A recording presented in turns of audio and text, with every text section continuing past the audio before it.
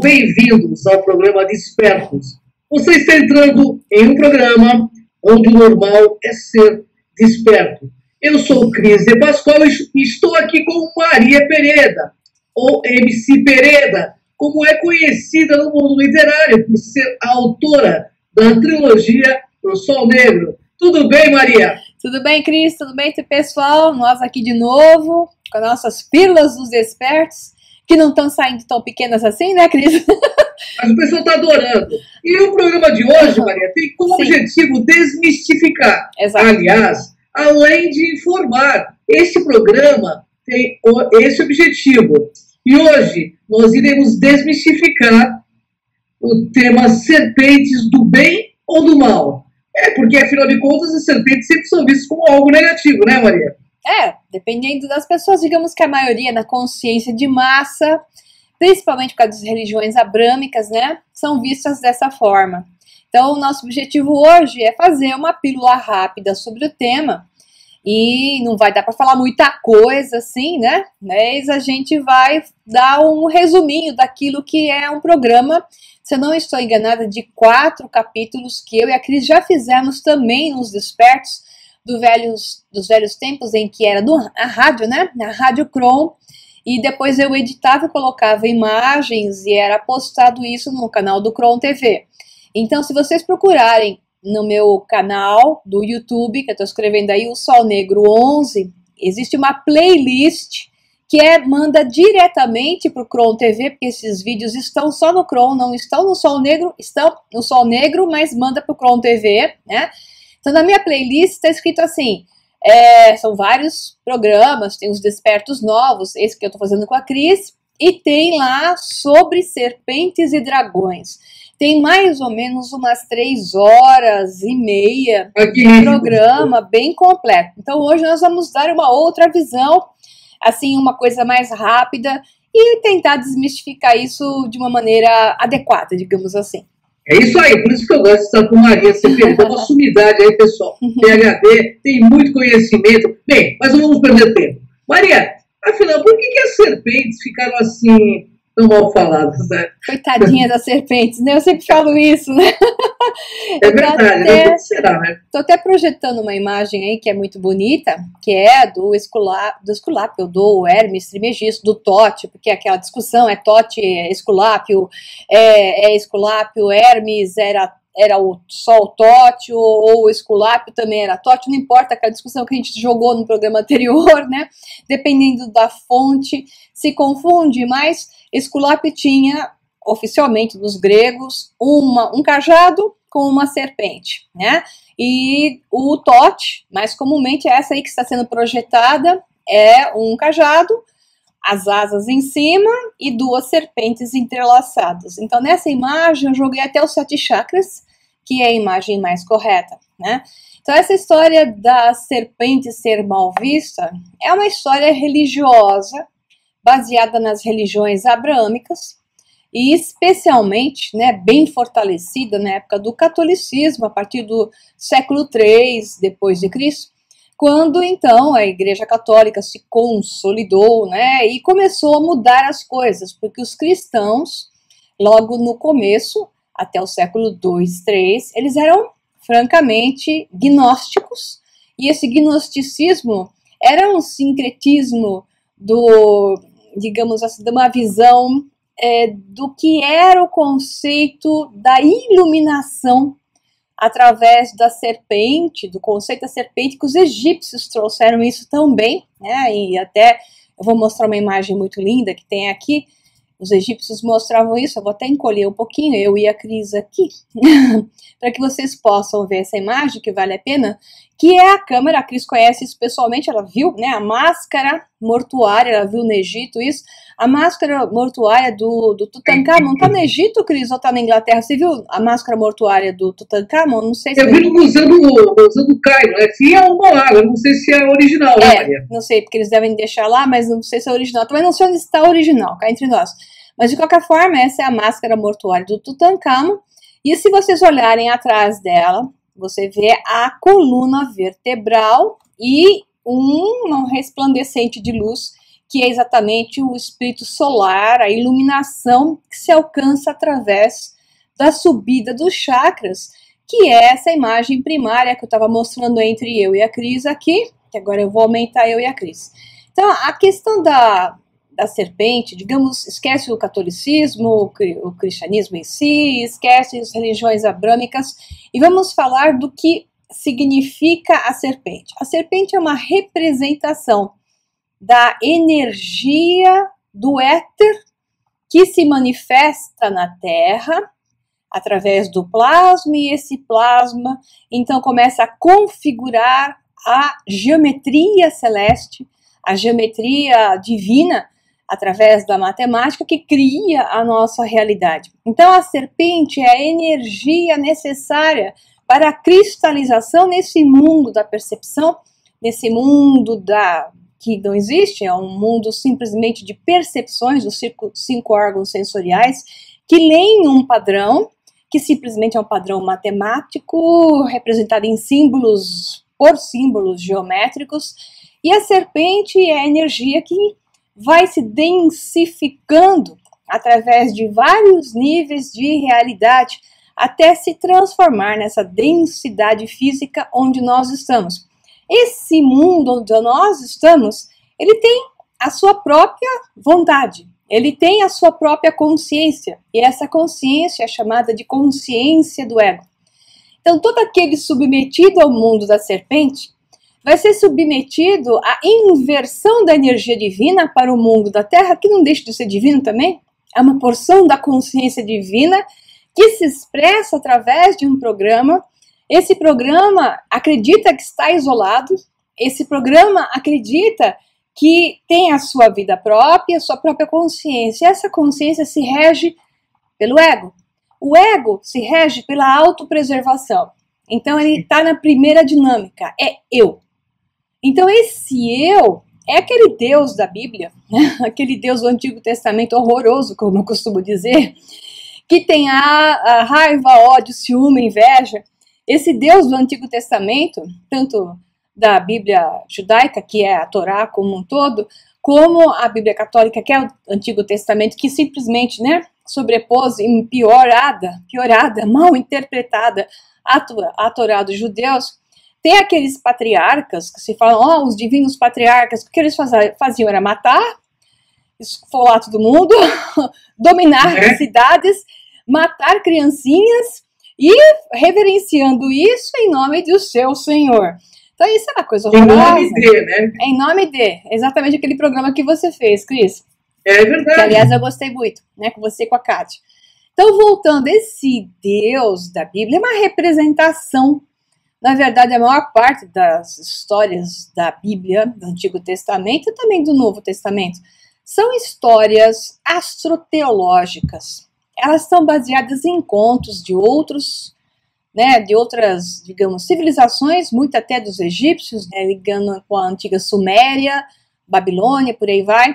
Então, muitas dessas histórias, elas são, na verdade, contos astroteológicos. E elas focam, sim, um Deus egóico, um povo egóico, patriarcas egóicos. Esse pessoal todo submetido à serpente. Interessantemente, muitos deles, como o próprio Moisés, né, exemplo, um dos, carregavam um cajado, que é a serpente, e mandava que submetessem a sua serpente. Né? O pessoal depois esquece isso quando começa a falar que a serpente é má. Então, essa história da serpente colocada na árvore da vida, né, do jardim do Éden, ela é a serpente nórdica, que está na raiz da árvore Yggdrasil, que é a árvore que sustenta no seu tronco os 9 mundos, os 9 diversos níveis de consciência, que são os 9 mundos da árvore da vida, que é similar, né, à árvore da vida, a Kabbalah dos judeus, que veio da antiga Suméria e que também veio dos egípcios, porque isso é uma sabedoria perene, uma sabedoria universal. Então, os povos nórdicos já falavam que na raiz de Yggdrasil existia a serpente, e essa serpente tentava da mesma forma destruir as coisas e inverter as coisas. Então, é uma representação.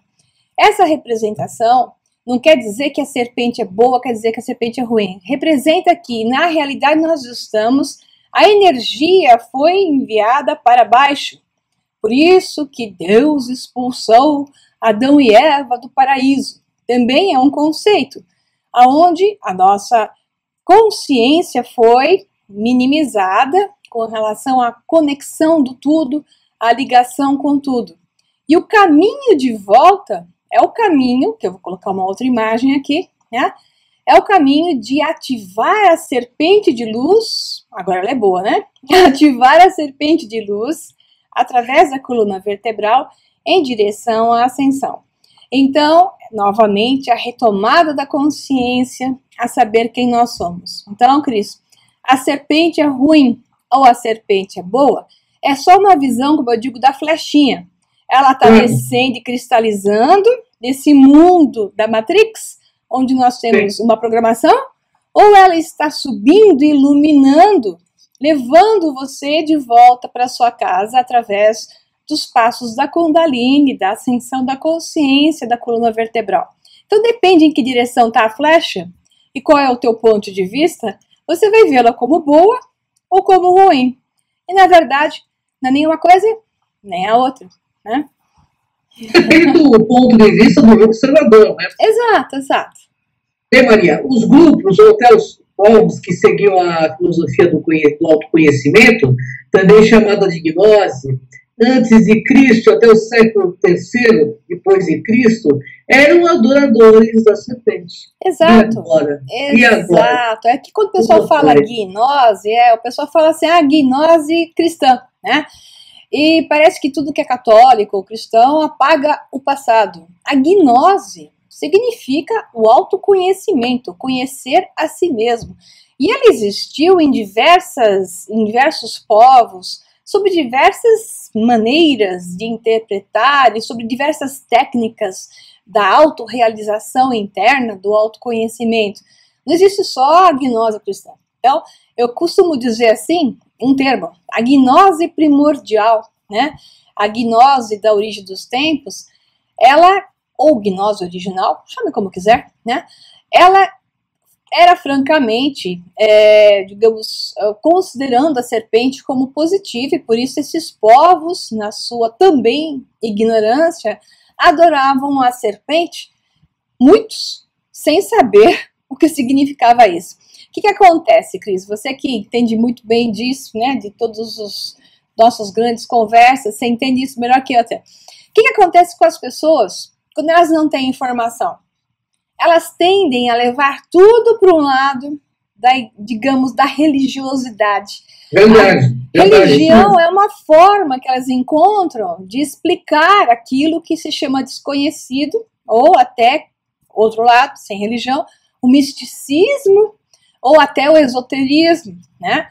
Então, muitos chamam magia de coisa transcendental, quando hoje o conhecimento explicado que nós temos, nós sabemos que é simplesmente foco, atenção, vontade e saber hoje, como nós sabemos, que existem diversas realidades e que nós não manifestamos nada, nós simplesmente nos mudamos, a consciência pula para uma realidade onde aquilo já existe. Então, parece que a gente fez uma mágica, e a única mágica que nós fazemos é transportar a nossa consciência para uma realidade onde aquilo já existe. E parece que nós fizemos uma magia, né?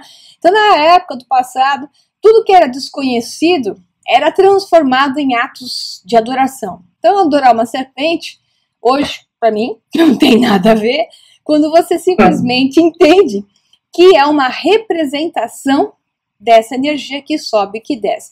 Então, a gnose antiga, antes digamos, do catolicismo surgir, ela era também uma gnose, quanto mais antiga, mais sábia, quanto mais próximo do século, digamos, do nascimento de Cristo, na era de Cristo, mas ela estava já perdida em sua memória, e depois, aos poucos, perdeu a memória como um todo, né?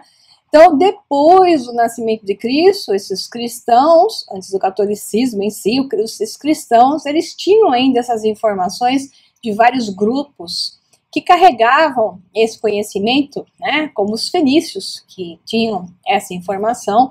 Então, até alguns grupos dizem que os fenícios que levaram Jesus, né, para ser treinado no Egito, nas pirâmides e no Tibete, e por aí vai, existem várias histórias.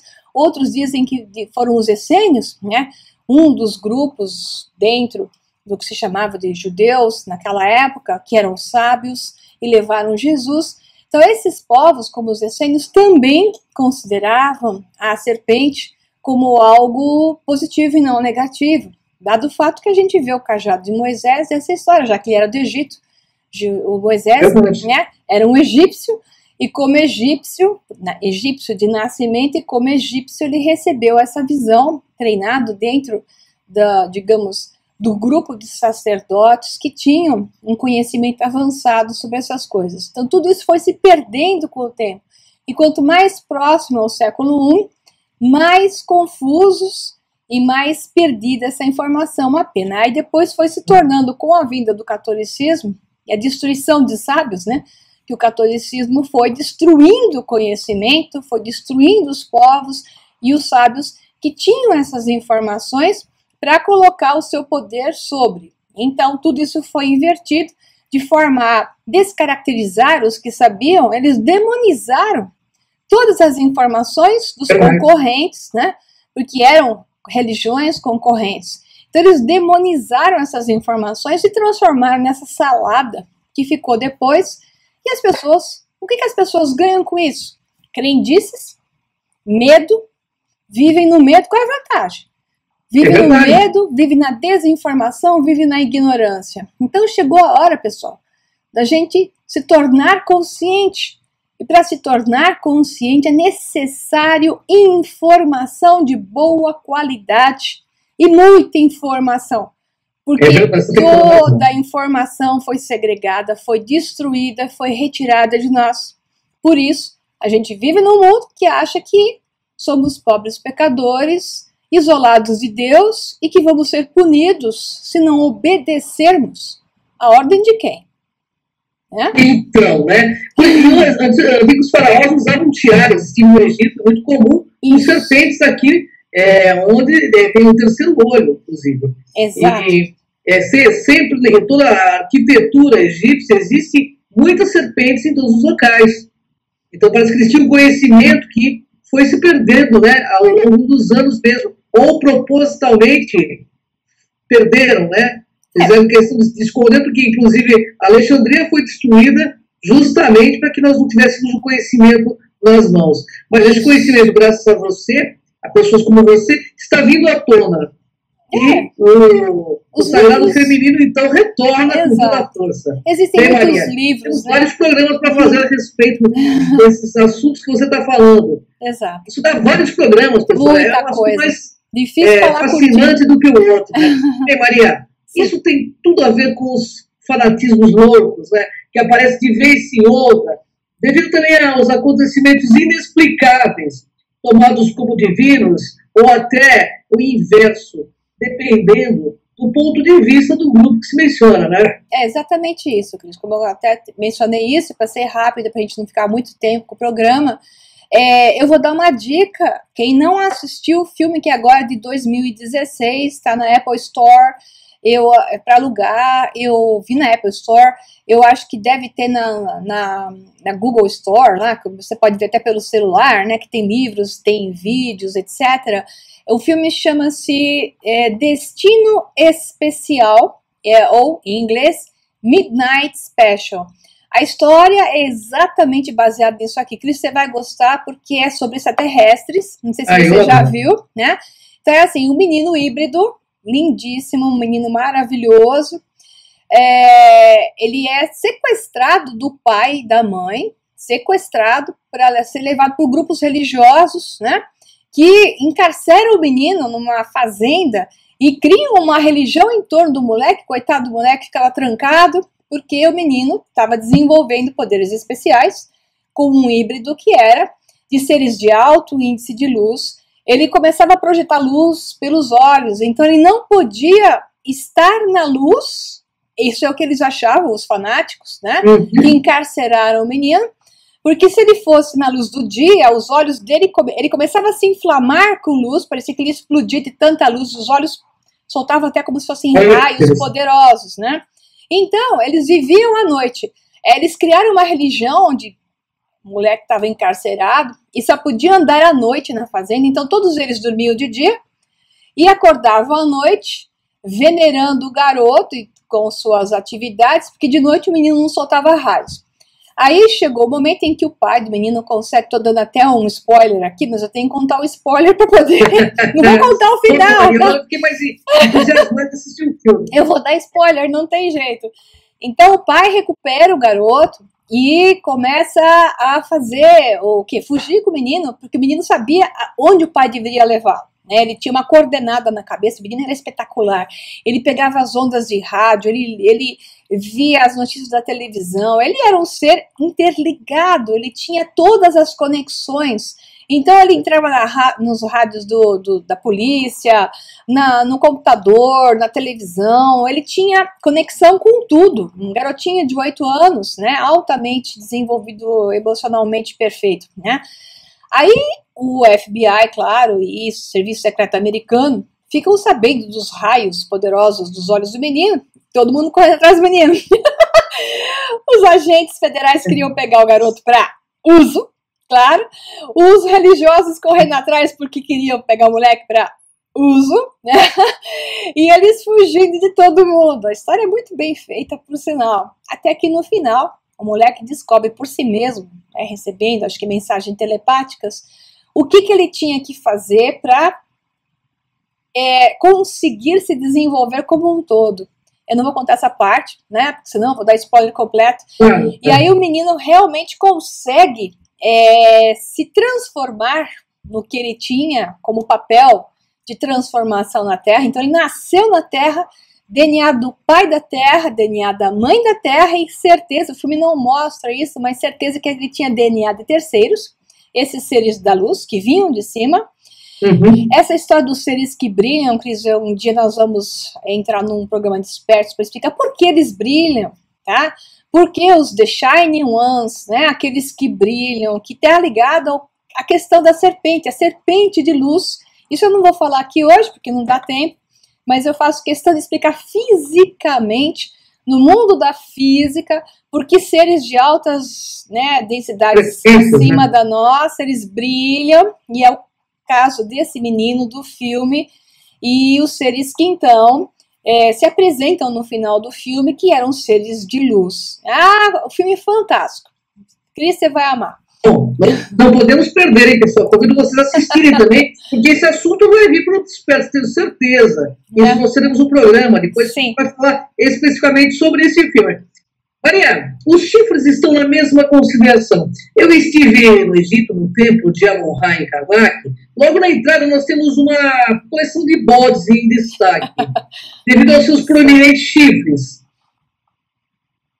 Para eles, o chifre tinha uma conotação divina. O que aconteceu que mudou tudo? Porque hoje, quando você fala o ser tem um chifre, já é negativo. Então, não pode mesmo ser sacrificado em ritual de magia negra, né? Então, eu acho engraçado isso, né? Falando em magia negra, a taça da cerimônia católica, né? Do corpo de Cristo e o sangue de Cristo é o quê? Né? Então, quando você tinha a taça da água da vida, isso era nórdico, o conceito era nórdico, depois que foi trazido para o catolicismo. Era a água da vida na taça da vida, que virou o Santo Graal depois, porque o catolicismo foi pegando tudo, né? E aí colocou sangue. Então, na mitologia nórdica, da sabedoria nórdica, a taça com a água da vida era para renascimento, e quando se colocava sangue era para magia negra.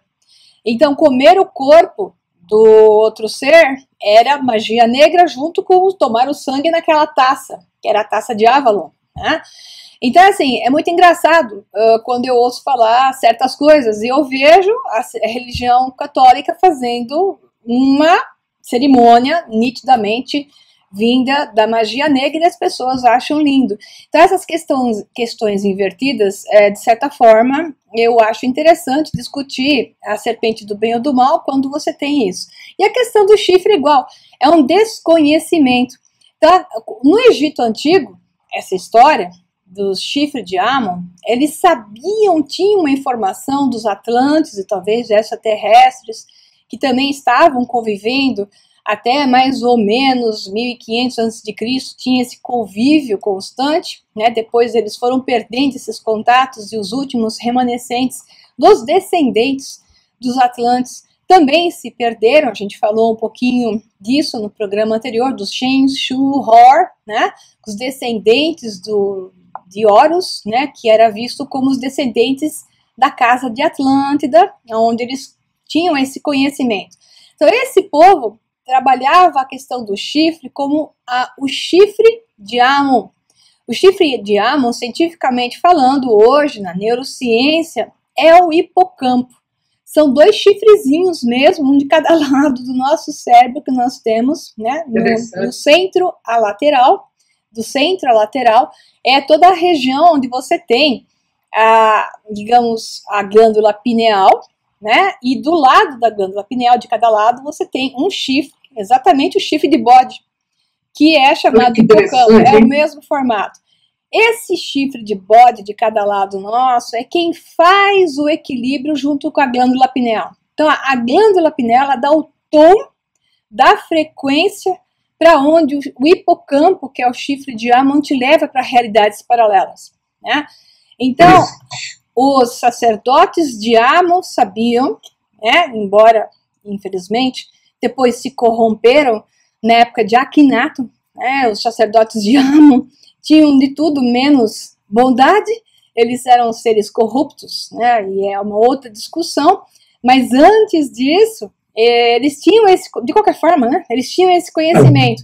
Então, a simbologia do chifre, tanto na sabedoria nórdica, bem dos tempos, antes dos tempos oficiais, que se perdeu também caíram para uma derivação religiosa, mitológica, mística, esotérica, sem conhecimento da sua real função, tanto quanto no Egito, depois, quando mais próximo à era cristã, né, se perdeu completamente, mas antes de 1500 a.C., por aí, eles tinham esse conhecimento em que o hipocampo, o chifre de Amon, né, que é o chifre de bode, tinha a ver com a divindade e a multidimensionalidade. É o fato de estar consciente das suas diversas realidades.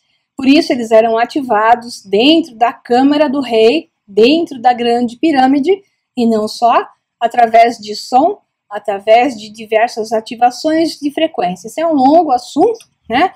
Mas é só para desmistificar que o fato do chifre de bode está ligado a essa conexão da multidimensionalidade tão forte quanto a glândula pineal. Então é um trio, daí vem o triângulo, né? O triângulo do seu cérebro. São os 2 chifres de Amon com o olho que tudo vê, que é a glândula pineal, e o símbolo do triângulo com o olho lá em cima, não só, mas também tem a ver com isso. Olha que interessante. Pessoal, eu adoro porque cada programa é um aprendizado, é uma aula, né? E Maria, eu não posso perder a oportunidade de estar aqui toda vez fazendo um monte de perguntas que eu adoro, porque eu aprendo todos, é uma grande aula. E Maria, os sacerdotes de Amon-Ra foram os que intoxicaram com extrema avareza no Egito, na época de Akhenaton e Tutankhamon. Isso. E aí?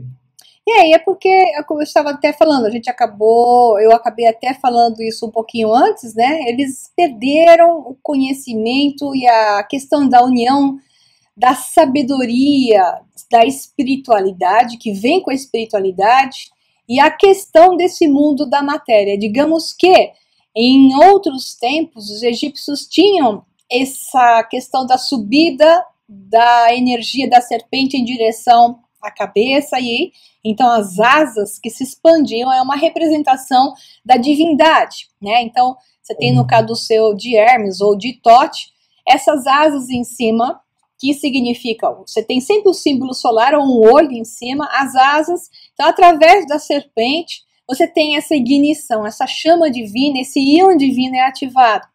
Na época dos sacerdotes de Amon-Ra, o que eles estavam fazendo era uma serpente invertida, né? Então eles espoliavam o povo, cobravam impostos absurdos, e a gente conhece isso hoje porque os sacerdotes de Amon-Ra estão todos aqui, né, Maria? Estão todos aqui, né? Sério, né, Maria? Na atualidade, eu diria que não só no governo e nos órgãos de poder como os bancos, mas no povo também, porque o povo se comporta dessa maneira, basta dar uma chance de subir ao poder que se tornam sacerdotes de Amon-Ra. Realidade. Então, qual que é a saída? É ativar a nossa conexão divina, só que o homem sábio, o homem puro, o homem ético, o homem que então está ciente de que só há um caminho, está reclamando daqui? Só há um caminho para sair daqui. Para sair daqui você tem que ser bom, você tem que ser ético, você tem que ser amoroso, realmente verdadeiro. Fraterno, né, Maria? Fraterno. Vai falar todas as frases. Enquanto não for isso, não adianta você culpar os outros. Se a tua serpente está invertida em direção à terra, a cabeça dela está em direção à terra. Eleve a sua serpente com a cabeça em direção às asas, que aí sim nós iremos chegar no lugar certo. É isso aí, grande mensagem, adorei, viu, Maria? Bom, esse já é um exemplo, né, da inversão dos significados feito pelo homem, certo, Maria? Sem dúvida, é um perfeito exemplo. Eu agradeço, também sempre uma honra estar contigo, você sabe disso, eu amo você de paixão, tenho uma admiração enorme por você, e até o próximo Desperto, Maria. Gratidão! Vamos nessa, próximo Despertos, eu vou dar um aviso, complemente esse programa de hoje, nós vamos falar da Flor de Lis, e a Flor de Lis tem tudo a ver com isto, é uma continuação, fica de olho. Isso aí, vem com a gente nessa jornada aí, pessoal. Isso aí, pessoal, um abração para vocês.